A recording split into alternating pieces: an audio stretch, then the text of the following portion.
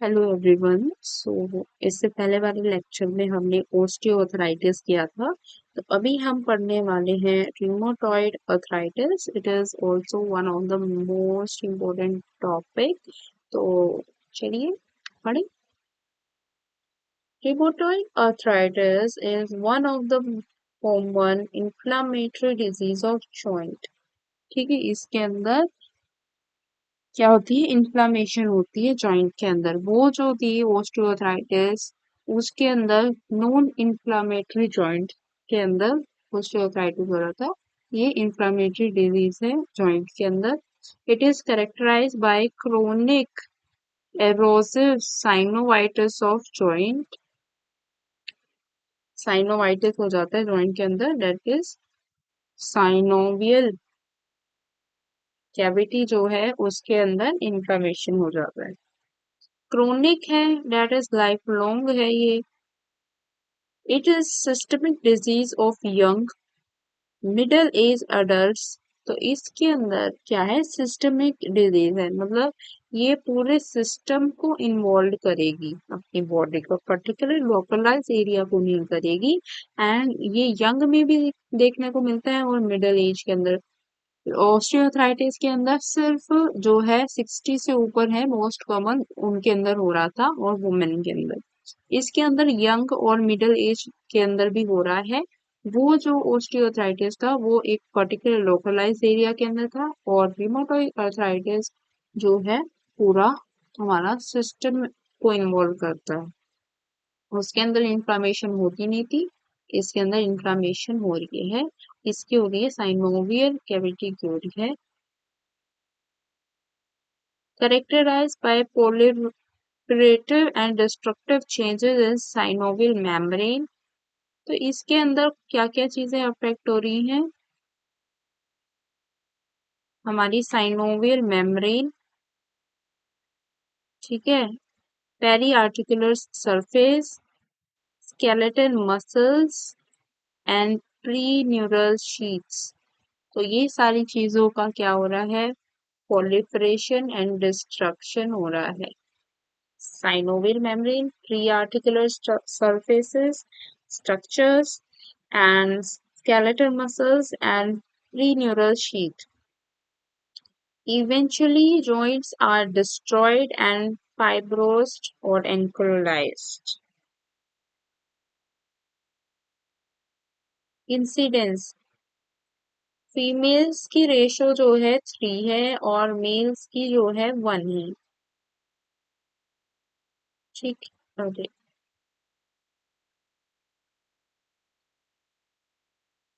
Females जो है more prone है दोनों आर्थराइटिस के, बेशक वो रिमोटॉइड हो या आर्थराइटिस ओए हो। तो इसकी रेशियो जो है 3:1 है।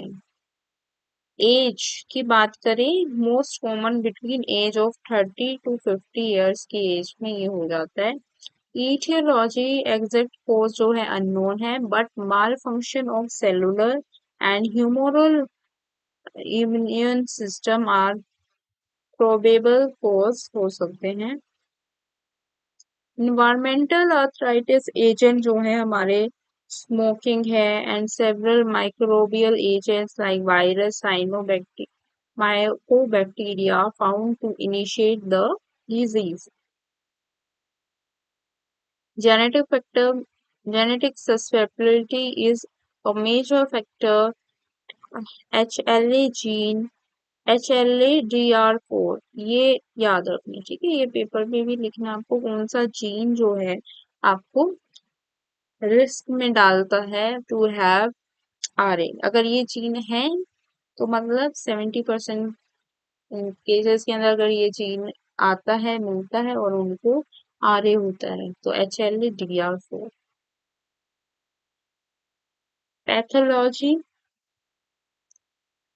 antigenic agents such as rubella,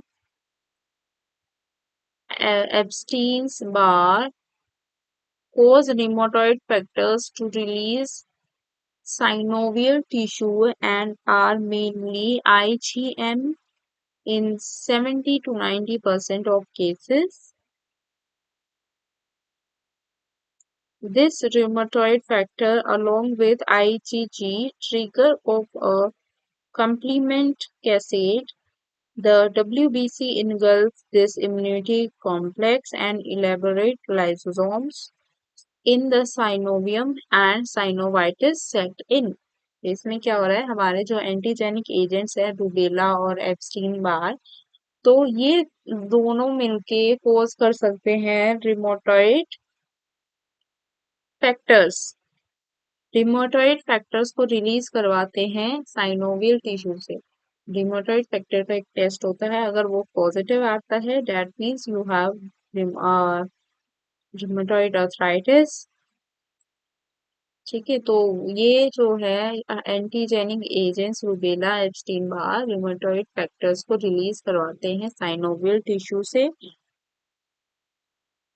जो कि मेनली रिमोटॉइड फैक्टर क्या है, आईजीएम होता है 70 to 90% केसेस के अंदर।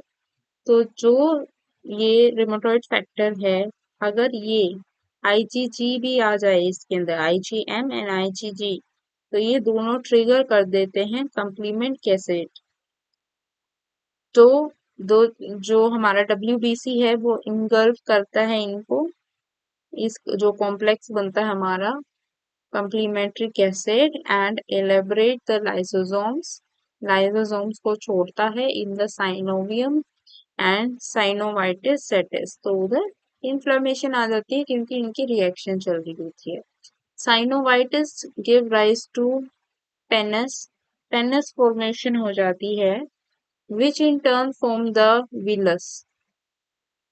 This villus migrate towards the joint, causing its destruction and ankylosis at the later stages।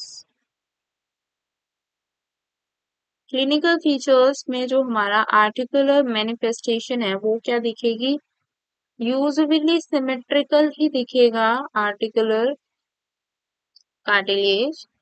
RA start with small joint से ही शुरू होगा, such as MPT metaphalangeal, MCP metacarpal phalanges, PIP proximal interphalangeal joints, followed by involvement of large joints। पहले small joints में होगा, fingers की, hand की, tarsals की, तो उसके बाद ये लार्जर जॉइंट्स को अफेक्ट करेगा।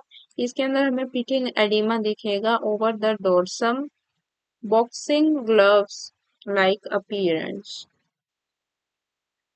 पिटिंग एडिमा जिसके अंदर हम अगर किसी एरिया को दबा के रखें थंब से, उसके बाद ऐसे कुछ देर तक निशान रहेगा, 30 सेकेंड to 1 मिनट।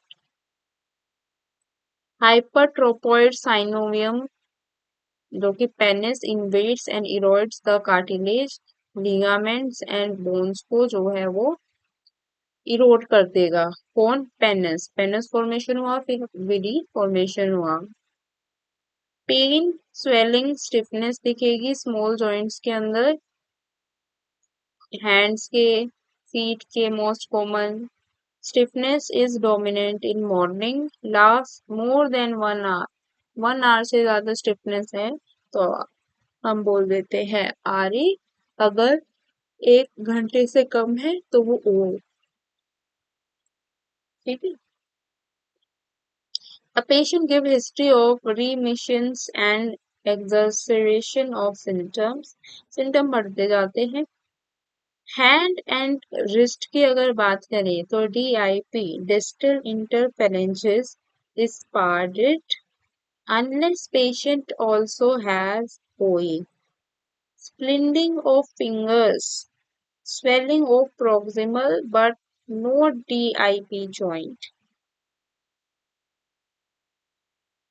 डिफॉर्मिटी हो सकती है ulnar deviation of hand due to rupture of collateral ligaments at the metacarpophalangeal joint, which enables the extensor tendons to slip from their groove towards the ulnar site।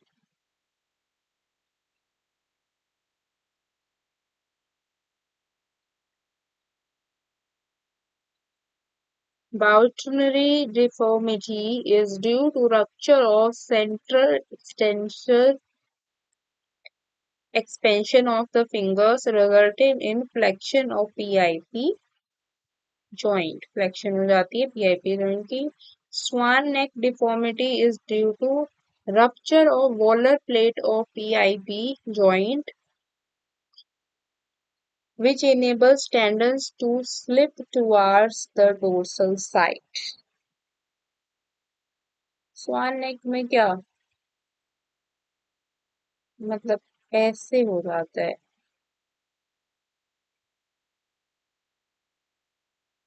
Fingers थोड़ी ऐसे आगे से हो जाएंगे. ठीक है.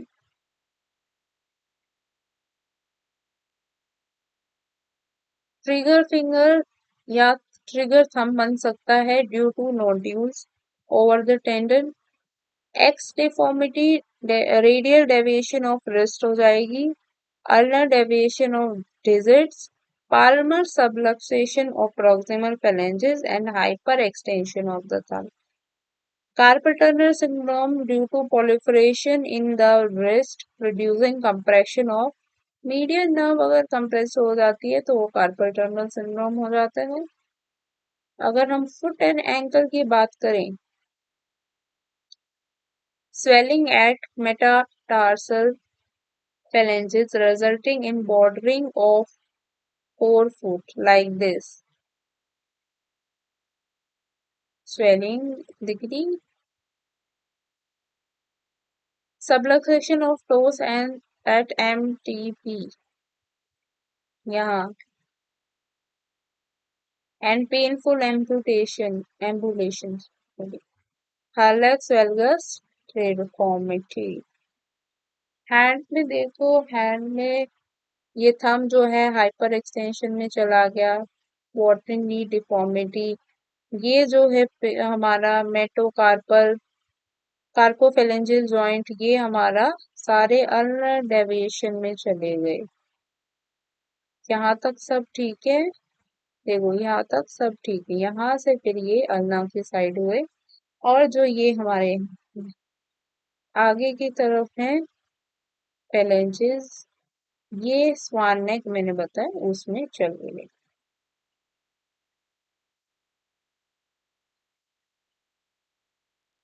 Extra articular features. Extra articular features के अंदर क्या आएगा? Subcutaneous nodules are present over the elbow, sacrum occiput. When present over flexor tendon, it may cause trigger finger. Nodules जो है क्या बना देंगे? ट्रिगर फिंगर बना देंगे. Blood abnormalities are chronic anemia, iron deficiency anemia, vitamin B12 and folate deficiency, leucocytopenia and thrombocytosis. ये सब blood में abnormalities आपको दिखेंगी. Osteoporosis could be generalized or localized in the bone around the joint. Localized भी हो सकता है, generalized हर एक bone में भी हो सकता है. Eye changes, Gerowen syndrome, sclerosis and secondary glaucoma. Heart disease में हमारी पेरिकार्डियल फ्रिक्शन 10% हो जाएगी. Pericardial infusion 30% and arrhythmia irregular heart rate. Plenty syndrome 1% जिसमें न्यूट्रोपीनिया स्प्लेनोमेगेली ये सब हो जाएगी. Pitting oedema of feet and ankle. Investigation की बात करें तो उसके अंदर हम सीरियोलॉजिकली रिमोटॉइड फैक्टर का टेस्ट करवाते हैं. एंटी सिट्रुलिनेटेड प्रोटीन एंटीबॉडीज का टेस्ट करवाते हैं. Markers of acute inflammation increase ESR increase हो जाएगा. नीमिया thrombocytosis increase level of CRP and increase plasma viscosity. ये सारे आपको दिखेंगे. अगर ESR लेवल इंक्रीज मिल रहा है दैट मीन्स आपको इन्फ्लामेशन है कहीं ना कहीं बॉडी के अंदर, ठीक है। रेडियोग्राफी के अंदर क्या दिखेगा? Symmetrical changes in joint, osteoporosis, soft tissue swelling and bone erosion, narrowing of joint space। इसमें भी joint space कम होगा और बट इसमें swelling सही से दिखेगी। MRI, this gives valuable information about the various soft tissue damage। अगर आपको soft tissue damage देखना है तो आप MRI करवाएं। मैनेजमेंट की बात करें, aims of treatment to keep inflammatory process at a minimum, preserving joint motion, maintaining healthy muscles and preventing secondary joint stiffness and deformity। ये सारे हमारे एम्स हैं मैनेजमेंट के कि जो हमारा इन्फ्लामेटरी प्रोसेस है उसको कम करवा दे, जॉइंट के मोशन को प्रिजर्व रखे, मसल्स को हेल्दी करें और सेकेंडरी जॉइंट स्टिफनेस या कोई डिफॉर्मिटी ना हो, इसके लिए हम उसको तैयार करें, प्रिवेंट करें। ड्रग थेरेपी के अंदर हम 3 क्लासेस के ड्रग्स रेगुलरली यूज के लिए देते हैं। Analgesic, pain killer, anti inflammatory drugs ताकि इंफ्लामेशन कम हो और disease modifying drugs. First line drug के अंदर हम नसेड्स प्रिस्क्राइब करते हैं जिसके अंदर aspirin is the first choice of drug, वो देते हैं। If possible NSAIDs should be prescribe twice daily. देखो हमें इतना पेन किलर नहीं देना चाहिए, ठीक है। पेन किलर हमें इतना देना नहीं चाहिए क्योंकि किडनी पे काफी असर होगा, ठीक है। आपके जॉइंट्स जो है और वीक हो जाएंगे, तो इसलिए जितना कम ले सको, जब एक्सट्रीम पेन हो तभी लो। You should recommend your patient. बाकी उनको एक्सरसाइज करनी चाहिए और खाने पीने का ध्यान रखना चाहिए।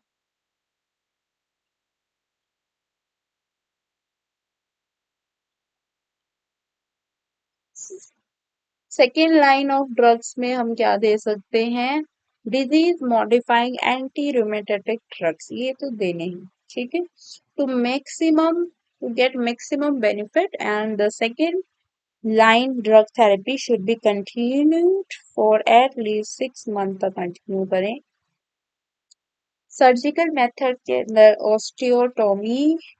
ओस्टियोटोमी has advanced advantages of relieving pain without sacrificing the joint surface। Joint surface को सेक्रीफाइस नहीं करना पड़ेगा, ठीक है, और पेन से भी राहत मिल जाएगी।